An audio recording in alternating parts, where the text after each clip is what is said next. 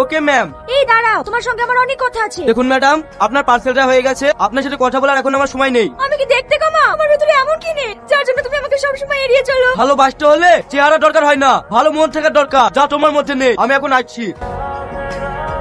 অনেক দিন তো হয়ে গেল, ডেলিভারি বয় তোর প্রেমে পড়লো নাকি? আরে ও কিছুতেই পাত্তা দিছে না। তুই ওকে ছেড়ে দে, ও তোর প্রেমে পড়বে না। না, আমি ওকে জীবনে ছাড়বো না, যেভাবে হোক ওকে আমি ভালোবাসবোই। ঠিক আছে, তুই চেষ্টা করে দেখ পারিস কিনা।